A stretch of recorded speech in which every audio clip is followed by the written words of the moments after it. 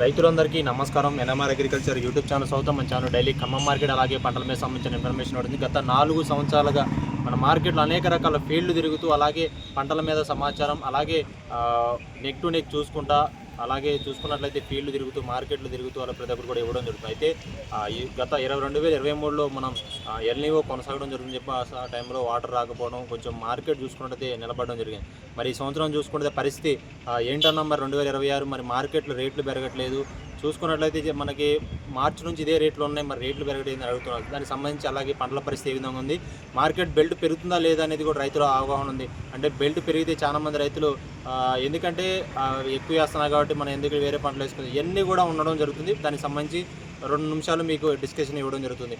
ప్రధానంగా చూసుకున్నట్లయితే మార్కెట్లలో మనకి ఏదైతే వెనక చైనా కంటైనర్లు వచ్చాయని విష ప్రచారం చేసినటువంటి కొన్ని మీడియా ఛానల్ కావచ్చు, ఉన్నటువంటి వ్యాపారస్తులు కావచ్చు, ఎందుకంటే ఎప్పుడు ఈ చూసుకున్నట్టయితే మార్కెట్ మంచి రేజ్ ఉన్న టైంలో నింబు రకాలు పంపించి కొంచెం మార్కెట్కి ఘోరంగా చేయడం వల్ల అలాగే రాకపోతే వ్యాపారస్తులు అందరూ రాకపోతే మార్కెట్ పడుతుందని చాలామంది మనసులో పెట్టుకొని చేయడం జరుగుతుంది. అయితే ఉన్నటువంటి పరిస్థితుల్లో సరుకులు చాలా తక్కువ ఉన్నట్టు చూసుకున్నట్టయితే 3 రాష్ట్రాల మీద కోటి సరుకు మాత్రమే ఉండడం జరిగింది.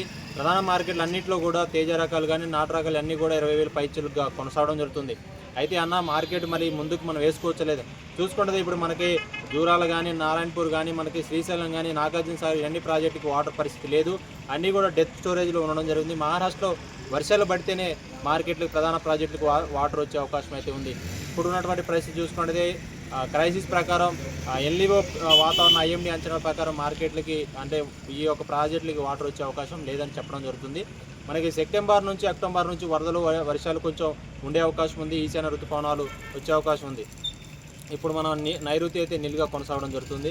అలాగే పంటల పరిస్థితి చూసుకున్నట్లయితే రైతులందరూ కూడా చాలా దగ్గర కౌళ్ళకు తీసుకున్నటువంటి పొలాలు ఏదైతే ఈ యొక్క కాలువలు ఆధారంగా తీసుకున్న పొలాలు అన్నీ కూడా కొంతమంది పత్తి వేసుకోవడం, కొంతమంది రైతులందరూ కూడా వెనక్కి చేయడం జరుగుతుంది. ఇప్పుడున్నటువంటి పరిస్థితుల్లో చాలా వరకు బోర్లు బావిలు ఈ యొక్క చెరువులు ఆధారితమైనటువంటి పంట ఏదైతే పొలాలు ఉన్నాయో కౌళ్ళకి క్యాష్ 30,000 40,000 తీసుకున్నటువంటిది మనకు విశ్వసనీయ సమాచారం అయితే ఉండడం జరిగింది. ఈ విధంగా రైతుల పరిస్థితులు అయితే ఉన్నాయి. మరి ఆంధ్ర తెలంగాణ కర్ణాటక ఈ యొక్క ప్రాంతాల్లో మరి మిర్చి విస్తరణ పెరుగుతుందా లేదన్నా తగ్గుతుందని చెప్తున్నాయి. చూసుకున్నట్లయితే ఖచ్చితంగా మార్కెట్ ఉంది కాబట్టి రైతులందరూ వేసే అవకాశం ఉంది. బోర్ల కింద బావిల కింద విస్తీర్ణ కొనసాగే అవకాశం ఉంది. మనకి ఏదైనా కానీ ఆగస్టు చివరికి ఎండింగ్కి పంట మీద పూర్తి అవగాహన ఎంత పెరిగింది ఎంత వచ్చేసింది విస్తీర్ణం తెలియ అవకాశం ఉంది. అయితే మహారాష్ట్ర మధ్యప్రదేశ్ చూసుకుంటే అక్కడ ఉన్నటువంటి వ్యాపారస్తులు అక్కడ ఉన్నటువంటి మాట్లాడినట్లయితే మనం చూసుకున్నట్లయితే గత సంవత్సరం వేసినటువంటి 30% ఎక్స్ట్రా వేయడం జరిగింది. అక్కడ ఉన్నటువంటి ప్రధానంగా మనకి మధ్యప్రదేశ్లో మనకి 1,20,000 హెక్టార్లు వేయడం జరుగుతుంది. ప్రతి సంవత్సరం పంట పడే అవకాశం అయితే ఉంది. సో ఈ విధంగా అక్కడ ఉన్నటువంటి పంట పరిస్థితులు అలాగే సంబంధించి ఉన్నాయి. మార్కెట్లు ప్రధానంగా చూసుకుంటే BF-CF రకాలు ఎక్కువగా కొనుగోలు చేయడం వల్ల ఇప్పుడున్నటువంటి మార్కెట్లకి రేట్లు కొంచెం అటు ఇటుగా కొనసాగడం జరుగుతుంది.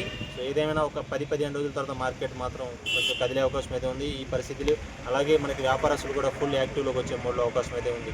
మరింత సమాచారం ప్రతి ఒక్కరు కూడా మనం గ్రౌండ్ లెవెల్లో తిరిగే అవకాశం అయితే ఉంది. ఉంటానండి, బాయ్.